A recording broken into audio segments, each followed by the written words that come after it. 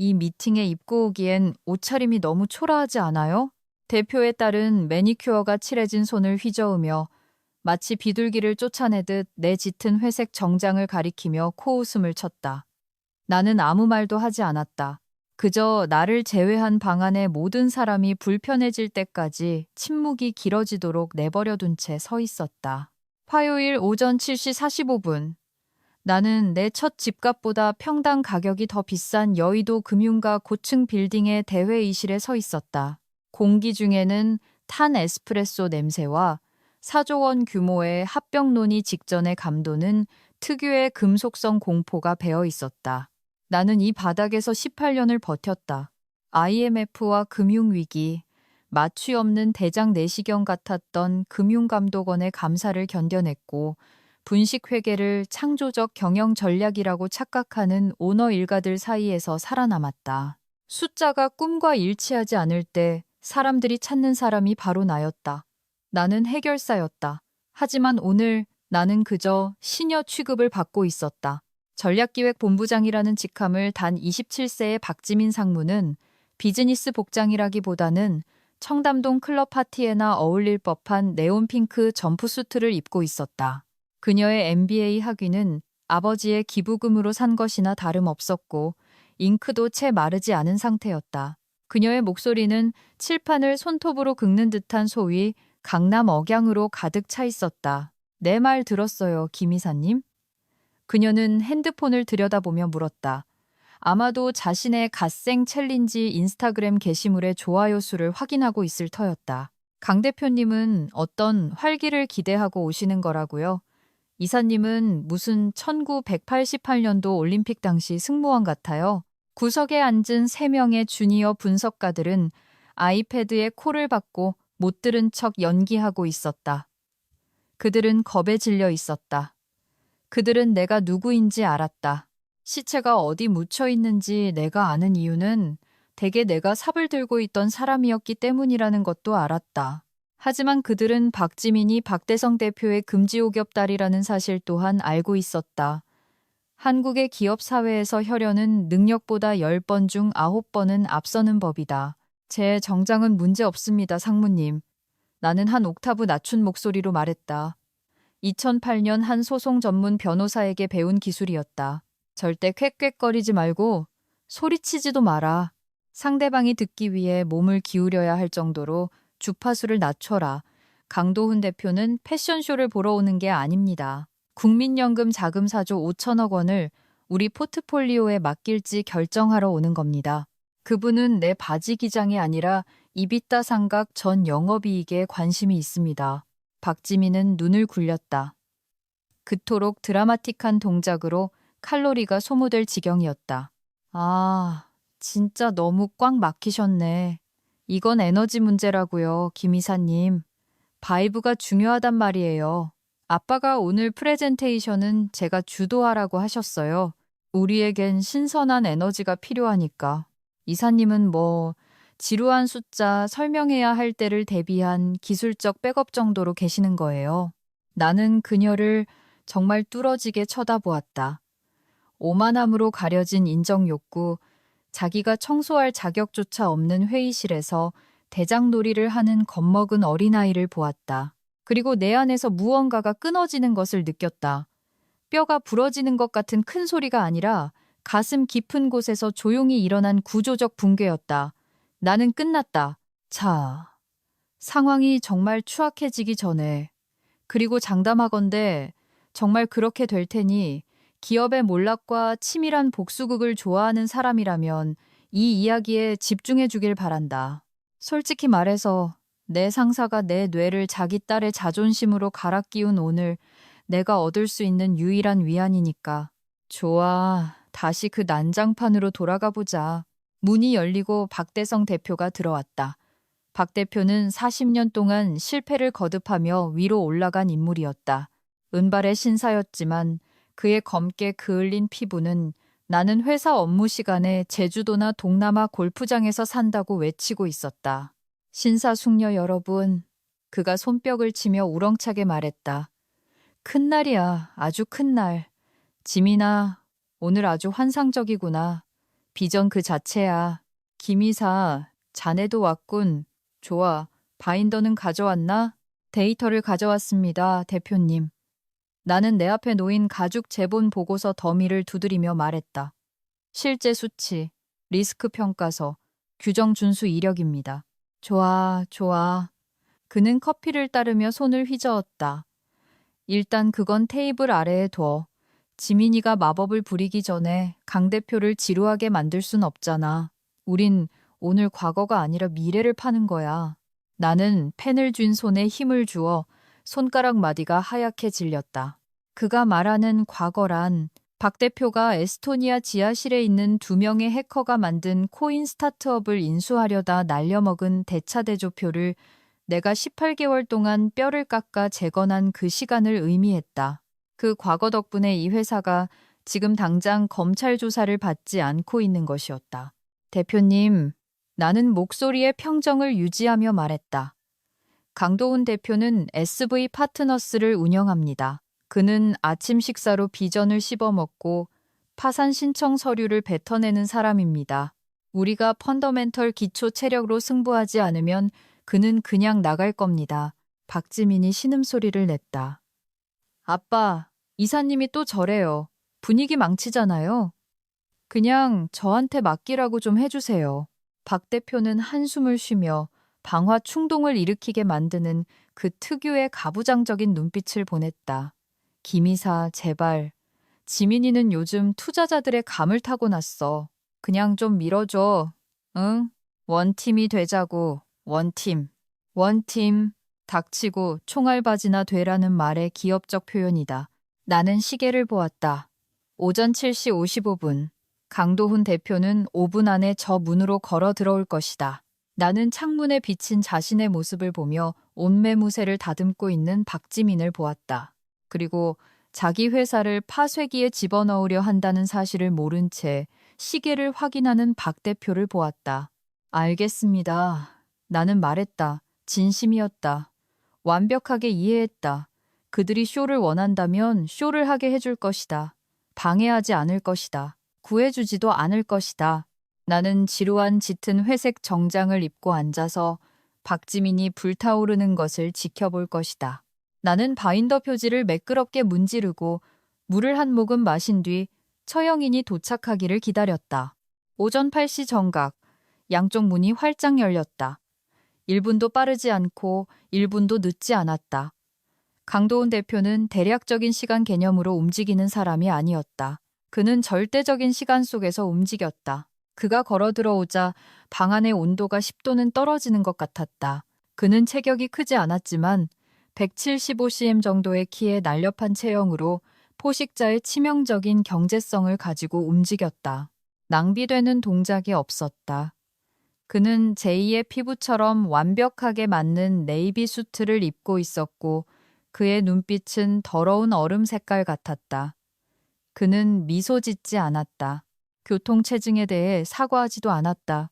그는 그저 테이블 상석으로 걸어가 얇은 노트 한 권을 내려놓고 우리를 바라보았다. 그의 뒤로 2명의 주니어 어소시에이트가 따라 들어왔는데 마치 언제든 참수당할 수 있는 기사를 모시는 종자들처럼 긴장해 보였다. 강 대표님, 박지민이 의자에서 튀어오르듯 일어나며 광학 소리를 질렀다. 그녀는 팔찌들이 계단에서 굴러떨어지는 식기들처럼 짤랑거리는 소리를 내며 손을 내밀었다. 저는 지민이에요. 드디어 뵙게 되어 너무 하이프하네요. 대표님 포트폴리오의 다양성 매트릭스. 완전 팬이에요. 강 대표는 그녀의 손을 1초간 쳐다보다가 잡았다. 힘없는 형식적인 악수였다. 박 상무님, 그가 말했다. 그의 목소리는 시멘트 바닥에 마른 낙엽이 스치는 것처럼 건조했다. 부친께서 칭찬을 많이 하시더군요. 아유, 아빠는 팔불출이죠. 박지민은 머리카락을 쓸어 넘기며 웃었다. 강 대표는 모두에게 앉으라고 손짓했다. 하지만 진지하게 오늘 대표님 마음을 완전히 사로잡을 준비가 되어 있어요. 우리는 박스 밖에서 생각하고 있거든요. 구체 안에서. 아시죠? 패러다임 시프트요. 나는 찡그린 표정을 감추려 물을 한 모금 마셨다. 구체 안에서? 도대체 그게 무슨 헛소리란 말인가? 박 대표는 마치 재롱잔치를 하는 유치원생을 보는 부모처럼 흐뭇하게 웃고 있었지만 그 유치원생이 지금 전기톱을 저글링하고 있다는 사실은 모르고 있었다. 지민이가 우리 회사의 미래 동력을 정말 잘 담아낸 프레젠테이션을 준비했네. 강 대표, 아주 신선할 거야. 강 대표는 박 대표를 쳐다보지도 않았다. 그는 자리에 앉아 노트를 펴고 만년필 뚜껑을 열었다. 90분 드립니다. 그가 말했다. 제 분석팀이 귀사의 사업 보고서를 검토했습니다. 신흥시장 부문의 부채 비율과 비주식의 유동성에 대해 구체적인 질문이 있습니다. 그는 고개를 들어 방을 훑어보았다. 그의 시선은 박 대표를 스치고 구석에서 떨고 있는 분석가들을 무시한 채 나에게 머물렀다. 그는 잠시 내 눈을 응시했다. 유혹적인 눈빛이 아니었다. 그것은 동종업계 종사자로서의 인지였다. 그는 지친 눈, 꼿꼿한 자세, 미소 없는 얼굴을 보았다. 짙은 회색 정장을 입은 또 다른 포식자를 알아본 것이다. 그때 박지민이 손뼉을 쳤다. 완전요. 완전. 디테일한 건 나중에 얘기하고 일단 스토리부터 얘기해보죠. 그녀는 조명을 낮추고 리모컨을 눌러 슬라이드를 넘겼다. 회의실 끝에 있는 거대한 화면에 그래피티 같은 폰트로 SY 널기 시너지라고 적힌 슬라이드가 떴다. 시장은 대화입니다. 박지민이 방을 서성거리며 시작했다. 그녀는 손을 너무 많이 쓰고 허공을 가르며 말했다. 지금 우리 회사는 소리를 지르고 있어요. 하지만 우리가 듣고 있을까요? 우리는 소비자 우선의 친환경적이고 디지털 네이티브한 서사로 피벗하고 있습니다. 나는 강 대표를 지켜보았다. 그는 단 한 글자도 적지 않았고 지루함과 가벼운 구역질 사이 어딘가에 있는 표정으로 슬라이드를 응시하고 있었다. 우리는 인플루언서 캠페인을 런칭합니다. 박지민은 다음 슬라이드로 넘기며 계속했다. 틱톡 스타들이 우리 제품을 들고 있는 콜라주 사진이 보였다. 이걸 프로젝트 바이브라고 불러요. 3분기 내에 브랜드 감수성이 400% 증가할 것으로 예상합니다. 감수성은 측정 지표가 아닙니다. 강 대표가 말했다. 목소리를 높이지 않았지만 그 문장을 돌멩이처럼 공중에 툭 떨어뜨렸다. 박지민은 얼어붙었다. 그녀는 눈을 깜빡이며 미소가 흔들렸다. 제 말은 브랜드 러브와 인게이지먼트요. 결국 매출로 이어지니까요. 결국이라 강 대표가 반복했다. 그는 박 대표를 쳐다보았다. 당신은 4조 5천억 원의 자본을 요청하면서 오프닝 피치로 브랜드 러브를 이야기하고 있습니까? 박 대표는 긴장한 듯 웃었다. 강 대표, 이건 인구 통계학적 접근이야. MZ세대를 잡아야지. MZ세대는 연금이 없습니다. 강 대표가 말을 잘랐다. 그는 다시 박지민에게로 고개를 돌렸다. 이 프로젝트 바이브의 고객 획득 비용이 기존 채널 대비 얼마나 됩니까? 박지민은 입을 열었다. 아무 말도 나오지 않았다. 그녀는 틱톡 10대들의 얼굴에 마법처럼 답이 나타나길 바라는 듯 스크린을 쳐다보았다. 그러니까 데이터가 유동적이에요. 오가닉 성장이니까요. 그렇죠? 유동적이지 않습니다. 내가 말했다. 방안이 조용해졌다. 박지민은 고개를 획 돌려 나를 노려보았다. 박 대표는 내 머리에 커피잔을 던지고 싶어하는 표정이었지만 강 대표는 의자를 약간 돌려 나를 마주 보았다. 유동적이지 않습니다. 나는 목소리를 평이하게 유지하며 반복했다. 디지털 인플루언서 채널의 CAC는 현재 유닛당 5만 원으로 기존 DM 직접 우편 전략보다 18% 높습니다. 하지만 고객 생애 가치는 30% 더 낮습니다. 이탈률이 6개월이기 때문입니다. 그는 마침내 펜을 종이에 갖다 대었다. 무언가를 적었다. 김 이사님, 박지민이 뱀처럼 쉿소리를 냈다. 그녀의 미소는 이제 고통으로 일그러진 경련처럼 보였다. 제가 그 얘기를 하려던 참이었어요. 흐름 끊지 마세요. 흐름 같은 건 없어, 지민아. 나는 생각했지만 말하지 않았다. 배수구만 있을 뿐이고 우린 거기로 빨려 들어가는 중이야. 계속하세요. 강 대표가 박지민을 완전히 무시하고 나에게 말했다. 이탈률이 왜 그렇게 높습니까? 나는 망설였다. 지금 이 순간이었다. 박지민을 구해줄 수도 있었다. 모호한 답변을 할 수도 있었다. 시장 변동성 탓을 하거나 경제 탓을 할 수도 있었다. 그게 원팀이 하는 일이니까. 10년 전의 김미영이라면 그렇게 했을 것이다. 하지만 나는 박지민의 비웃음을 보았다. 승무원 같다는 말을 기억했다. 테이블 아래에 처박혀 있으라던 박 대표의 말을 기억했다. 이탈률이 높은 이유는 나는 강 대표의 눈을 똑바로 쳐다보며 말했다. 마케팅 예산을 충당하기 위해 신규 라인업의 제품 품질을 떨어뜨렸기 때문입니다.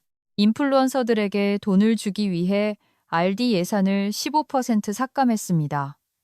고객들은 한 번 사고는 품질이 조악하다는 걸 깨닫고 다시는 돌아오지 않습니다. 박 대표가 헉 하고 숨을 들이켰다. 실제로 헉 소리를 냈다. 김 이사, 그건 문맥상 부정확한. 강 대표는 박 대표를 쳐다보지도 않았다. 그저 나에게 고개를 끄덕였다. 계속하세요. 박지민은 젖은 생선으로 뺨을 맞은 듯한 표정이었다. 그녀는 시너지 슬라이드의 어두운 조명 아래 서서 이 상황이 놀이가 아니며 내가 그녀의 여주인공 서사에 나오는 NPC가 아니라는 것을 처음으로 깨닫고 있었다. 컨트롤러를 쥐고 있는 건 나였다. RD 삭감에 대한 나의 작은 진실 폭탄이 터진 후 방 안의 공기는 숨이 막힐 정도로 무거웠다. 패닉에 빠진 박 대표가 전략적 휴식을 요청했다. 10분만 쉽시다. 그가 폴로 셔츠가 젖을 정도로 땀을 흘리며 꾀꾀거렸다. 커피 리필 좀 하고 화장실도 다녀오고. 지민아, 슬라이드 좀 다시 보자. 그는 박지민의 팔꿈치를 잡고 탕비실로 거의 끌고 가다시피 했다. 그 안에서 너구리가 쓰레기통 안에서 싸우는 듯한 격렬한 속삭임이 들려왔다. 나는 자리에 앉아 서류를 정리했다. 도망가지 않을 것이다. 화장실에 숨지도 않을 것이다. 나는 성량을 떨어뜨렸고 이제 불이 타오르는 것을 지켜볼 것이다. 강도훈 대표가 일어섰다. 재킷 단추를 잠갔다. 김 이사님, 그가 나에게 말했다. 엘리베이터까지 배웅해 주시죠. 통화할 게 있습니다. 그것은 부탁이 아니었다. 나는 일어나 치마를 펴고 그를 회의실 밖으로 안내했다. 마치 화형대로 끌려가는 잔 다르크를 보듯 쳐다보는 주니어 분석가들을 지나쳤다. 복도는 조용했다. 고급 카펫이 발자국 소리를 삼켰다. 우리는 엘리베이터 앞까지 침묵 속에 걸었다. 그는 버튼을 눌렀지만 핸드폰을 보지 않았다. 그가 나를 돌아보았다. 얼마나 됐습니까? 그가 물었다. 18년 됐습니다. 내가 말했다. 아니요, 그가 말했다. 저 딸이 설친 지 얼마나 됐냐고요. 3개월입니다. 내가 대답했다. 박 대표가 인스타그램에 보기 좋은 가업 승계를 원한다고 결심한 이후로요. 강 대표는 층수 표시가 내려가는 것을 보며 고개를 끄덕였다. 이런 경우를 전에도 봤습니다. 보통 지방의 가족 경영 제조업체에서 흔하죠. 아버지는 늙고 뒤처질까봐 겁을 먹고 사업을 테드토크쯤으로 생각하는 자식을 데려옵니다. 그는 나를 보았다. 주가가 아직 곤두박질 치지 않은 유일한 이유가 당신이군요. 그렇죠. 기대를 관리하고 있으니까요. 나는 외교적으로 말했다. 그리고 엎질러진 물을 닦고요. 당신은 물을 닦는 수준이 아닙니다. 천장을 떠받치고 있는 거지. 엘리베이터가 딩소리를 냈다. 문이 열리고 거울로 된 내부가 드러났다. 그는 타지 않았다.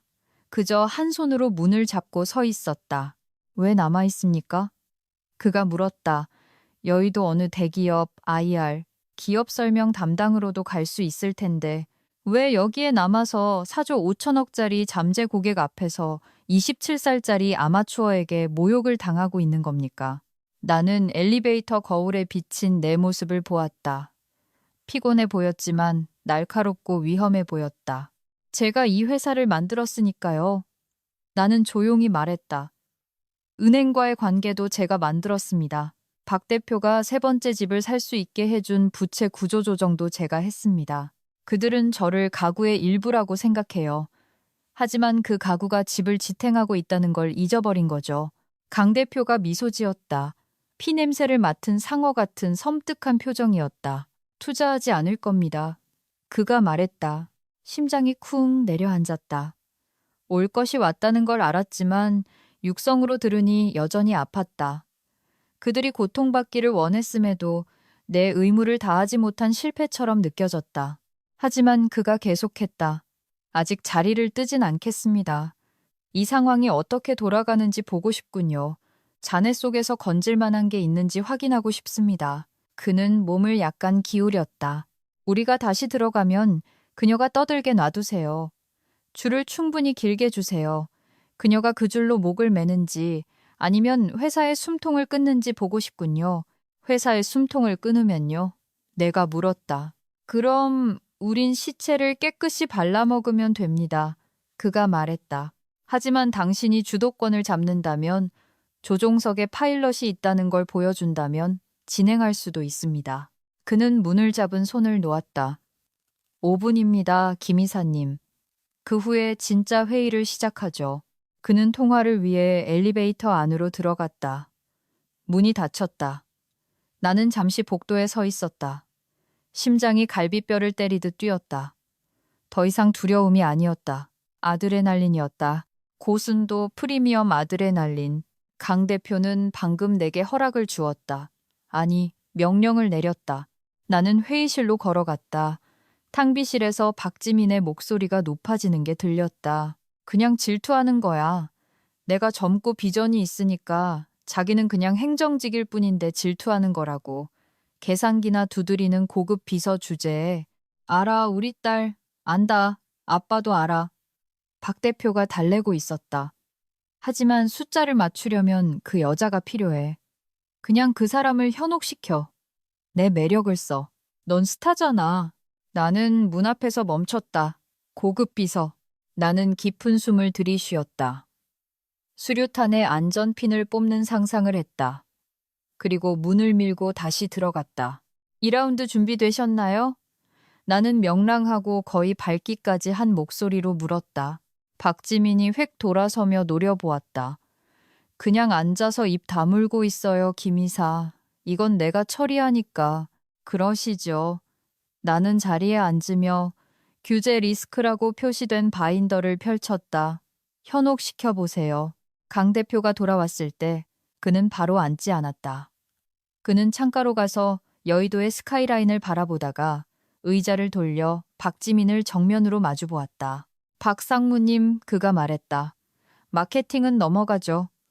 거버넌스 지배 구조에 대해 이야기하고 싶습니다. 박지민의 표정이 밝아졌다. 그녀는 거버넌스를 기업 문화라고 생각했다. 금요일 피자 파티나 자율복장 규정 같은 것 말이다. 오, 물론이죠. 그녀는 환하게 웃으며 리모컨을 눌렀다. O you tribe, 우리 부족이라는 제목의 슬라이드가 떴다. 햇살이 비치는 공원에서 다양한 인종의 사람들이 하이파이브를 하는 스톡 사진이었다. 우리는 수평적 위계 질서를 믿어요. 팀원들이 각자 자신의 CEO가 되도록 힘을 실어주죠. 총체적인 오너십에 관한 거예요. 저는 이 사회의 구조와 감사위원회의 감독 기능에 대해 묻고 있습니다. 강 대표가 말했다. 지난주 주주총회 소집 공고를 보니 감사위원장이 당신의 외삼촌이더군요. 박지민은 눈을 깜빡였다. 삼촌이요? 네, 삼촌짱이죠. 치과 의사신데 돈 관리를 정말 잘하세요. 본인 주식 포트폴리오도 직접 관리하시고 뒤이어 흐른 침묵은 너무 커서 귀가 먹먹할 정도였다. 치과 의사. 기관 투자 자금을 받으려는 회사의 감사위원장이 치과 의사였다. 나는 천천히 마호가니 테이블 위로 서류를 밀었다. 묵직하고 뚜렷한 스스슥 소리가 났다. 2년 전 내가 작성했던 지배구조개혁 제안서였다. 박 대표가 친인척을 임원 명단에서 빼야 한다는 내용 때문에 쓰레기통에 처박았던 바로 그 서류였다. 강 대표님, 나는 부드럽게 말했다. 방금 드린 자료의 4번 탭을 보시면 이사회 구성과 관련된 리스크 완화 전략이 있습니다. 현재 구조는 가족 중심입니다. 우리는 상장기업 요건과 외감법, 외부감사법 준수를 위해 다음 분기 내에 3명의 사회이사를 영입하는 전환 계획을 수립했습니다. 이 방향으로 진행하면 될까요? 강 대표는 서류를 집어들었다. 4번 탭을 펼쳤다. 읽었다. 박지민은 그 서류를 마치 파이프 폭탄인 양 쳐다보았다. 나는 저 문서 승인한 적 없는데. 김 이사님, 왜 승인되지 않은 자료를 돌리는 거예요? 왜냐하면 나는 강 대표에게 시선을 고정한 채 그녀에게 말했다. 강 대표님이 거버넌스에 대해 물으셨으니까요. 그리고 삼촌이 치과 의사다. 라는 대답은 4조 원짜리 수표를 받는 대답이 아니니까요. 박 대표가 끼어들었다. 얼굴이 자줏빛으로 변해 있었다. 자. 처남은 매우 예리한 사업가일세. 그리고 김 이사, 우린 사회이사에 대해 합의한 적 없어. 그렇다면 규정 위반이군요. 강 대표가 서류를 덮으며 말했다. 그는 박 대표를 보았다. 당신은 연기금을 유치하려 하고 있습니다. 제가 투자심의위원회에 가서 이 회사 감사위원장이 충치를 치료하는 사람이라고 보고하면 그들은 비웃으며 저를 쫓아낼 겁니다. 그리고 당신네 주식을 공매도 하겠죠. 박지민은 아버지를 쳐다보았다. 겁에 질려 있었다. 유행어들이 그녀를 구해주지 못했다. 바이브는 죽어가고 있었다. 하지만 우리 문화는. 그녀가 더듬거렸다. 휴게실에 탁구대도 있고요. 멘탈 케어 휴가도. 당신들은 150억 원 규모의 규제 위반 리스크에 노출되어 있습니다. 내가 말했다. 15페이지에 잠재적인 금감원 과징금 규모를 명시해뒀습니다. 4분기 예상 순이익을 초과하는 금액입니다. 박지민은 강 대표의 손에서 서류를 낚아챘다. 실제로 낚아채서 15페이지를 노려보았다. 이건 부정적이잖아요. 왜 이런 걸 보여주는 거예요? 우리를 망치려고 작정한 거죠? 중요한 리스크를 공시하는 겁니다. 내가 말했다. 그걸 법이라고 부릅니다, 상무님. 만약 우리가 공시하지 않고 투자를 받은 뒤에 나중에 발각되면 그건 사기입니다. 감옥에 가요. 화이트 칼라들이 가는 그런 편한 곳 말고 상무님 미적 감각에 절대 맞지 않는 죄수복을 입는 진짜 감옥요. 강 대표가 짧고 건조한 소리를 냈다. 웃음소리였을지도 모른다. 이분 말이 맞습니다. 강 대표가 박지민의 떨리는 손에서 서류를 다시 가져갔다. 김 이사는 당신들을 소송에서 구해주고 있는 겁니다. 박상무. 고마워해야죠. 박지민의 얼굴이 창백해졌다가 붉어졌다. 굴욕감은 완벽했다. 그녀가 무시하던 비서에게 자신의 회의실에서 교육을 받고 있었다. 저 잠깐 쉴게요. 박지민이 갑작스럽게 선언했다. 목소리가 높고 팽팽했다. 점심 케이터링 좀 확인해야 해서요. 그녀는 뒤뚱거리는 힐을 신고 쿵쿵거리며 방을 나갔다. 우리는 그녀가 점심을 확인하러 가는 게 아니라는 걸 알았다. 화장실에서 울거나 엄마에게 전화를 걸러가는 것이었다. 박 대표는 순수한 증오를 담아 나를 보았다. 지금 제정신이야? 지민이를 망신주다니. 거래를 살리는 중입니다, 대표님. 나는 차분하게 대답했다. 강 대표는 박지민의 뒤로 문이 닫히는 것을 보았다. 그러고는 나를 보았다. 계속하세요. 부채 구조에 대해 말해봅시다. 그 다음 20분 동안 박지민이 화장실에서 울고 박 대표가 의자에 파묻혀 씩씩거리는 동안 나는 내가 월급을 받는 이유를 증명했다. 내가 회의를 주도했다. 부채 구조 세션은 완벽했다. 총체적 시너지 따위를 외치며 끼어드는 박지민이 없으니 나는 강 대표에게 우리의 자본 구조, 채권 등급, 유동성 비율을 설명했다. 마치 프로 선수와 테니스를 치는 것 같았다. 빠르고 정확하고 군더더기가 없었다. 하지만 박지민이 돌아왔다. 화장을 고친 게 분명했다. 눈가는 붉었지만 립글로스와 오만함을 다시 바르고 나타났다. 그녀는 아무도 요청하지 않은 호텔 샌드위치 트레이를 들고 들어왔다. 멘붕 따위는 없었던 것처럼 행동했다. 자, 그녀는 트레이를 콱 내려놓으며 선언했다. 금강산도 식후경, 맞죠? 하하, 아무도 웃지 않았다. 내가 물을 마시려 손을 뻗었을 때 테이블 위 내 핸드폰이 진동했다. 1미터 옆에 앉아있는 박 대표가 보낸 문자였다. 입 다물어. 할 만큼 했잖아. 마무리는 지민이가 하게 해. 걔한텐 이 성공이 필요해. 규정에 대해 한마디만 더 하면 월요일에 자네 거취에 대해 아주 다른 대화를 하게 될 거야. 나는 화면을 응시했다. 올 것이 왔다. 최후 통첩. 그는 딸의 유리 같은 자존심을 지키기 위해 거래를 망치고 사기 혐의를 감수하고 회사의 신뢰도를 파괴할 작정이었다. 비행기가 추락하는 동안 딸에게 기장 모자를 씌워주기 위해 비행기를 조종할 줄 아는 유일한 사람을 해고하겠다는 것이다. 나는 고개를 들어 박 대표를 보았다. 그는 입을 굳게 다문 채 경고의 미소를 보냈다. 그리고 나는 강 대표의 왼쪽에 앉은 주니어 분석가를 보았다.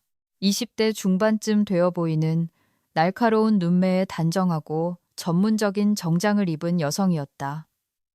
회의 내내 내가 말할 때마다 맹렬히 필기를 하던 그녀였다. 그녀가 나와 눈이 마주쳤다.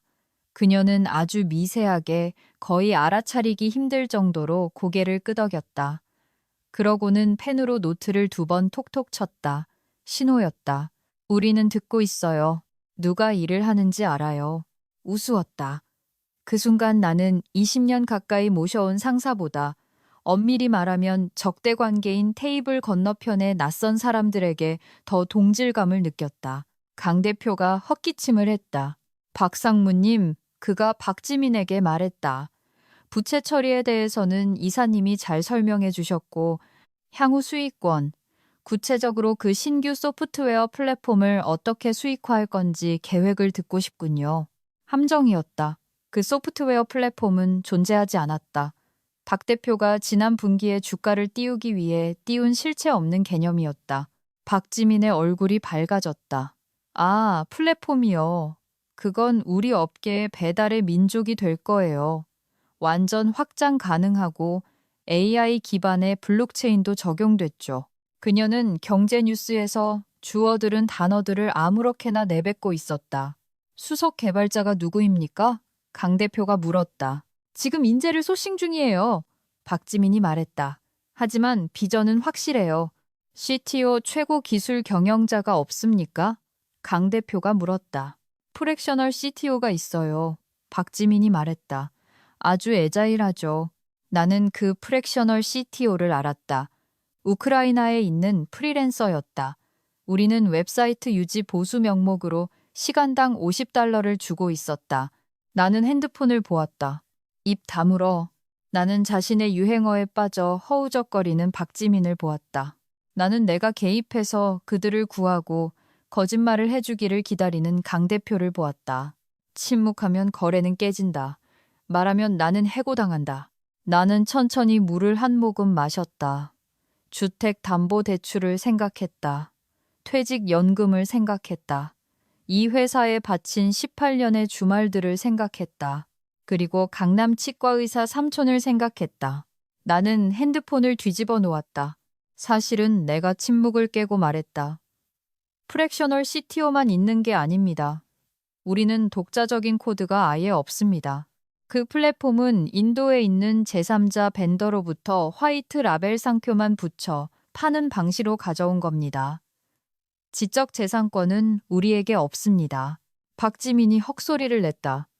김 이사, 박 대표가 테이블을 콱 내리쳤다. 그만해. 강 대표는 눈 하나 깜빡이지 않았다. 그는 나를 보았다. IP 소유권이 없다고요? 네, 나는 흔들림 없는 목소리로 말했다. 라이선스 계약입니다. 대금 지급이 밀리면 그쪽에서 서버를 닫아버립니다. 벤더 계약서 7번 탭에 있습니다. 박 대표가 일어섰다. 회의는 여기까지야. 김 이사, 당장 나가. 앉으세요, 박 대표. 강 대표가 말했다. 목소리는 크지 않았지만 모루처럼 무거웠다. 박 대표는 얼어붙었다. 뭐라고요? 앉으시라고 했습니다. 강 대표가 반복했다. 자금 조달 과정에서 중대한 허위 사실을 유포한 혐의로 지금 당장 금융감독원에 신고당하고 싶지 않다면. 박 대표는 자리에 주저앉았다. 뇌졸중이 온 것 같은 표정이었다. 박지민은 토할 것 같아 보였다. 김 이사님, 강 대표가 처음으로 내직함을 불렀다. 그 라이선스 계약에 대해 말씀해 주시죠. 그리고 나는 말했다. 상사를 무시했다. 그의 딸도 무시했다. 회사의 시체를 테이블 위에 올려놓고 그들 앞에서 바로 부검을 실시했다. 다음 일시간 동안 그것은 투자 설명회가 아니라 청문회였다. 강 대표는 질문했고 나는 사실대로 대답했다. 박지민과 박 대표는 무능력의 죽음을 기념하기 위해 세워진 두 개의 동상처럼 멍하니 앉아 있었다. 내가 입을 열 때마다 퇴직금이 줄어드는 것이 느껴졌다. 사원증이 정지되는 모습이 그려졌다. 하지만 희열이 느껴졌다. 20년 동안 입고 있던 꽉 끼는 코르셋을 벗어던진 기분이었다. 나는 더 이상 진실을 포장하지 않았다. 똥을 닦아 광을 내는 짓은 그만뒀다. 그냥 똥을 들어 올리며 보세요. 이건 똥입니다. 라고 말하고 있었다. 그래서 강 대표가 마침내 노트를 덮으며 말했다. 요약하자면 마케팅 전략은 봇벗에 기반하고 감사위원장은 치과 의사고 소프트웨어는 빌려 쓰는 거고 CEO는 내부 리스크 보고서를 은폐하고 있군요. 그건 너무 공격적인 해석입니다. 박 대표가 목이 쉰 소리로 말했다. 아침보다 10년은 더 늙어 보였다. 사실에 입각한 해석입니다. 강 대표가 말했다. 그는 박지민을 보았다. 그리고 당신은 바이브가 건전한 자산을 대체할 수 있다고 믿는군요. 박지민은 그녀의 공로인지 아니면 망상인지 모르겠지만 마지막 승부수를 던지려 했다. 그녀는 눈에 눈물이 고인 채 떨며 일어섰다. 너무 못되셨어요. 그녀의 목소리가 떨렸다. 그냥 늙은 꼰대 아저씨들이 기득권 지키려고 그러는 거잖아요. 전 비전이 있다고요. 팔로워도 있고 당신은 아무것도 없습니다. 강 대표가 말했다. 잔인하게 말한 게 아니었다. 일기예보를 읽는 것 같았다. 박지민 씨, 당신은 속 빈 강정입니다. 심지어 포장지도 별로고요. 박지민은 왈칵 눈물을 터뜨렸다. 진짜 추하게 우는 모습이었다. 그녀는 가방을 챙겨 방을 뛰쳐나갔다. 이번에는 박 대표도 쫓아가지 않았다. 그는 인생이 어디서부터 잘못됐는지 답을 찾으려는 듯 마호가니 테이블만 멍하니 바라보며 의자에 널브러져 있었다. 강 대표가 일어섰다. 그의 두 분석가도 따라 일어섰다. 시간 내주셔서 감사합니다. 그가 박 대표에게 말했다. 박 대표는 희망의 불씨가 깜빡이는 눈으로 고개를 들었다. 그럼 거절인가요? 아니면? 연락드리겠습니다. 강 대표가 말했다. 표준적인 거절 멘트였다. 그러고 나서 강 대표는 나에게 돌아섰다. 손을 내밀었다. 김 이사님, 투명성에 감사드립니다. 드문 일이죠. 나는 악수했다. 그의 손아귀 힘은 단단하고 건조하고 존중이 담겨 있었다. 제 일을 했을 뿐입니다, 대표님. 당분간만이겠지. 박 대표가 작게 중얼거렸다. 강 대표는 그 말을 들었다. 그는 잠시 멈춰 박 대표를 보더니 다시 나를 보았다. 다른 말은 하지 않았다. 그는 뒤로 돌아 나갔고 분석가들이 그림자처럼 그 뒤를 따랐다. 문이 닫혔다. 나는 박 대표와 단둘이 남았다. 침묵은 무거웠고 내가 방금 끝장낸 경력들의 유령으로 가득 차 있었다. 내 경력을 포함해서 박 대표가 천천히 고개를 돌려 나를 보았다. 그의 얼굴은 차가운 분노의 가면이었다. 끝난 거 알지? 이 바닥에서 매장시켜버릴 거야. 비밀 유지 위반으로 소송 걸고 다시는 여의도에 발도 못 붙이게 해주겠어. 나는 일어섰다. 바인더를 모아 가지런히 쌓았다. 대표님, 나는 그의 눈을 똑바로 쳐다보며 말했다. 전 비밀 유지를 위반한 게 아닙니다. 사기를 방지한 겁니다. 차이가 있죠. 그리고 만약 저를 고소하시면 저는 박지민 상무를 증인으로 세울 겁니다. 법정에 세워서 선서하에 입있다가 무슨 뜻인지 설명해 보라고 할 겁니다. 원하십니까? 박 대표의 입이 열렸다가 닫혔다. 얼굴이 보라색으로 변했다. 짐 싸러 가보겠습니다. 내가 말했다. 인사팀 보내서 서류 처리해 주세요. 그리고 대표님, 박지민 상무한테 샌드위치 놓고 갔다고 전해주세요. 나는 걸어 나왔다. 다리가 후들거렸지만 고개는 꼿꼿이 들었다. 내 경력을 핵폭탄으로 날려버렸지만 존엄성은 지켰다. 적어도 나는 그렇다고 생각했다. 게임이 아직 끝나지 않았다는 걸 몰랐다. 강도훈 대표가 건물을 떠난 게 아니라 전화를 걸고 있다는 사실을 몰랐다. 내 사무실은 한강이 내려다 보이는 코너 스위트였다. 나는 이 뷰를 얻기 위해 싸웠다. 거래 하나하나, 위기 하나하나를 넘기며 얻어낸 자리였다. 이제는 낯선 방처럼 보였다.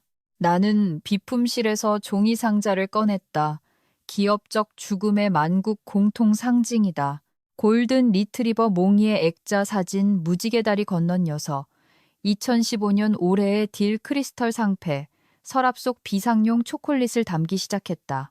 손이 떨렸다. 아드레날린이 빠져나가고 끔찍한 구역질이 밀려왔다. 내가 무슨 짓을 한 거지? 나는 52살이다. 대출금도 있고 생활비도 있다. 내부 고발자를 누가 채용하겠는가? 자기가 탄 배를 침몰시킨 여자를 누가 고용하겠는가? 노크 소리가 들렸다. 인사팀의 최 부장이었다. 금요일마다 같이 막걸리를 마시던 사이였다. 그녀는 내 눈을 피했다. 누런 서류 봉투를 들고 있었다. 이사님, 그녀의 목소리가 딱딱했다.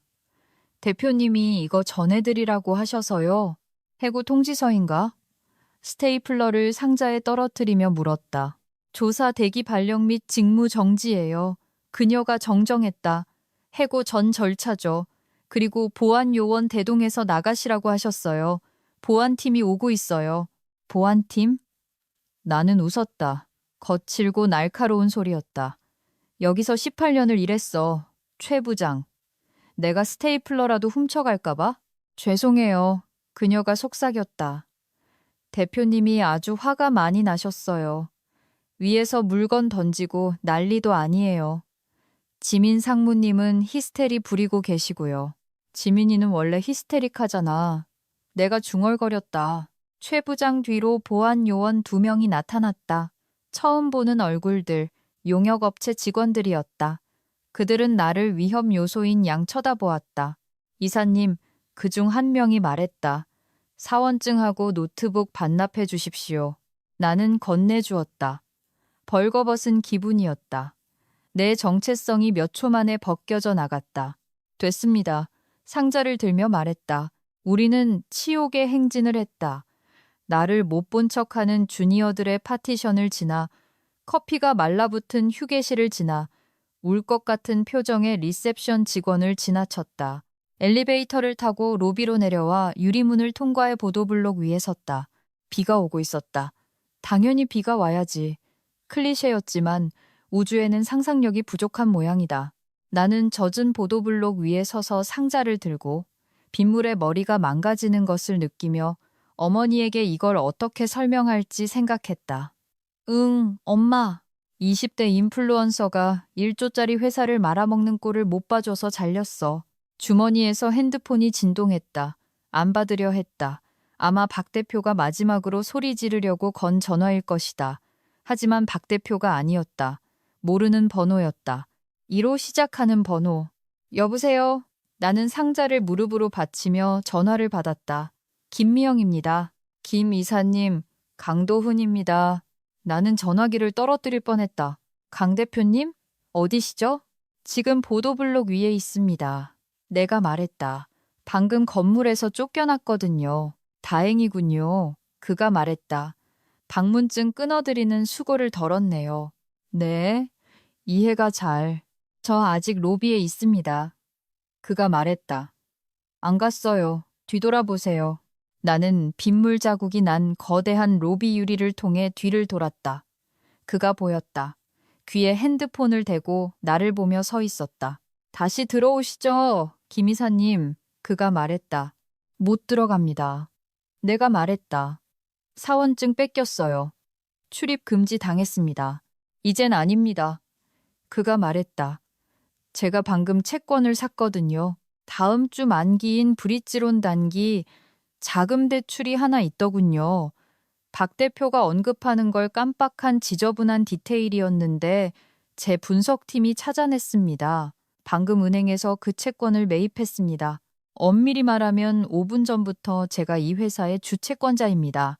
즉 가구도 내 거고 조명도 내 거고 박대성 대표도 내 거라는 뜻이죠.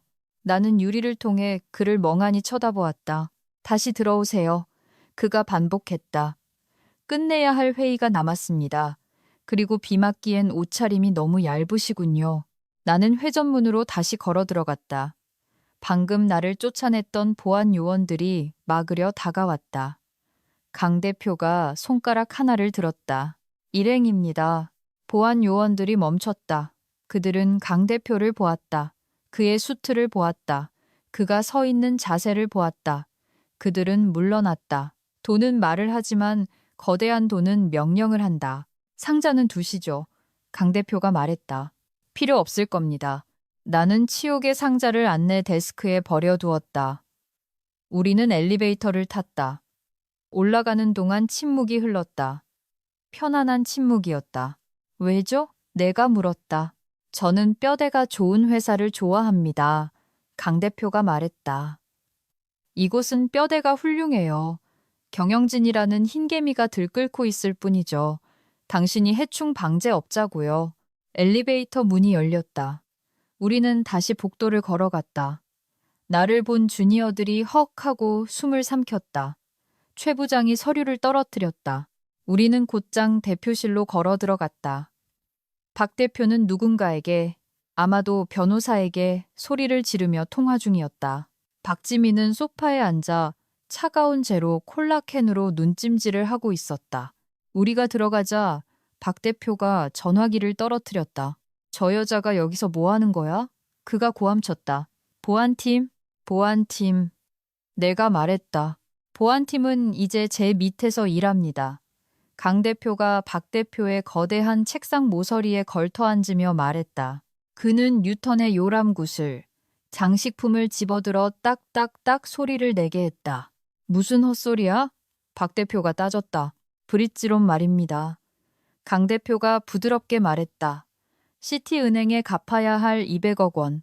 은행 측에서 기꺼이 액면가의 90%에 저한테 넘기더군요. 당신네 지불 능력을 걱정하던 차였으니까요. 박 대표의 얼굴이 하얗게 질렸다. 당신, 그럴 순 없어.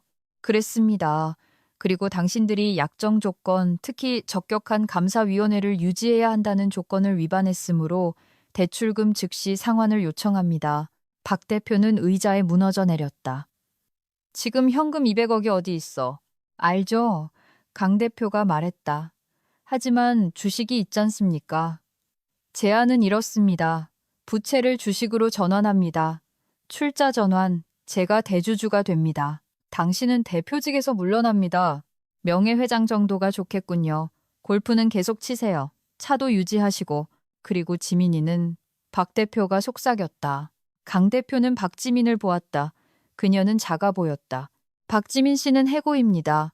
강 대표가 말했다. 귀책 사유에 의한 해고입니다. 심각한 업무 무능력과 공포 분위기 조성. 박지민이 비명을 질렀다. 날 못 잘라요. 우리 아빠 회사라고요. 이젠 아닙니다. 강 대표가 말했다. 그는 일어나 나에게 돌아섰다. 월요일에 이사회가 열려 새로운 임시대표를 선임할 겁니다. 강 대표가 말했다. 저는 김미영 이사를 추천합니다. 방안이 죽은 듯 고요해졌다. 박 대표가 나를 보았다. 박지민이 나를 보았다. 저 여자? 박지민이 뱉듯이 말했다. 아무것도 아닌 아줌마잖아요. 아울렛에서 산 싸구려 정장이나 입는 주제에 나는 한 걸음 앞으로 나갔다. 박지민 바로 앞까지 걸어갔다. 그녀를 내려다보았다. 아울렛 아니에요, 상무님. 나는 차분하고 안정되고 무서울 정도로 조용한 목소리로 말했다. 빈티지입니다. 그리고 당신과 다르게 시간이 지날수록 가치가 올라가죠. 나는 박 대표에게 돌아섰다. 임원진 파일 접근 권한을 즉시 넘겨주십시오. 내가 말했다. 그리고 박 전 대표님, 오후 5시까지 이 사무실 비워주세요. 당신이 저지른 난장판을 치우려면 할 일이 많습니다. 박 대표는 강 대표를 보았다. 강 대표는 그저 고개를 끄덕였다. 박 대표가 일어섰다. 늙고 패배한 모습이었다. 그는 재킷을 집어들었다. 가자, 지민아. 하지만 아빠, 가자니까. 그가 버럭 소리를 질렀다. 그들은 걸어 나갔다. 금수저와 공룡이 멸종해 사라졌다. 월요일 오전 8시. 나는 코너 오피스로 걸어 들어갔다. 박 대표의 향수 냄새는 사라지고 레몬향 광택제와 신선한 공기 냄새가 났다. 책상은 깨끗했다. 골프 트로피들은 사라졌다. 나는 가죽 의자에 앉았다. 편안했다. 딱 맞았다. 이메일 수신함은 이미 가득 차 있었다. 하지만 몇 년 만에 처음으로 열어보는 게 두렵지 않았다. 나에겐 팀이 있었다. 권한이 있었다. 힘이 있었다. 인사팀 최 부장이 쭈뼛거리며 들어왔다. 좋은 아침입니다, 김 대표님. 호칭을 어떻게 할까요? 김 대표면 충분해요, 최 부장님. 내가 말했다. 일단 사회이사 후보 검증부터 합시다. 정오까지 이력서 제 책상에 올려주세요. 네, 알겠습니다. 그녀가 웃었다. 진짜 미소였다. 그녀는 배가 더 이상 가라앉지 않는다는 걸 알았다. 나는 책상 맨 위 서랍을 열었다. 봉투가 하나 들어있었다. 손글씨였다. 열어보았다. 강도훈 대표가 남긴 쪽지였다. 김 대표님, 능력만이 유일하게 중요한 화폐입니다. 당신은 부자군요. 추신. 시너지 슬라이드는 태워버리세요. 전부 다 강도훈. 나는 웃었다. 실제로 소리내어 웃었다. 의자를 돌려 창밖을 보았다. 한강이 반짝이고 있었다. 비는 그쳤다. 박지민은 아마 지금쯤 틱톡에서 가부장제와 꼰대들에게 밀려났다는 썰을 풀고 있을 것이다. 박 대표는 아침 9시부터 위스키를 마시고 있을 테고, 하지만 나는 여기 의자에 앉아 있다. 나는 수화기를 들었다. RD 부서 연결해줘요. 내가 비서에게 말했다. 제품 라인업 재투자에 대해 논의합시다. 그리고 점심 좀 주문해줘요. 호텔 샌드위치 말고 든든한 국밥으로. 전화를 끊었다. 서류를 앞으로 당겼다. 숫자는 엉망이었다. 앞길은 험난할 것이다. 갚아야 할 빚, 다시 쌓아야 할 신뢰, 설득해야 할 시장이 있었다. 하지만 18년 만에 처음으로 남의 똥을 치우는 게 아니었다. 내 집을 짓고 있었다. 커피를 한 모금 마셨다. 승리의 맛이었다. 그리고 그거 아나? 내 정장은 끝내주게 잘 어울렸다.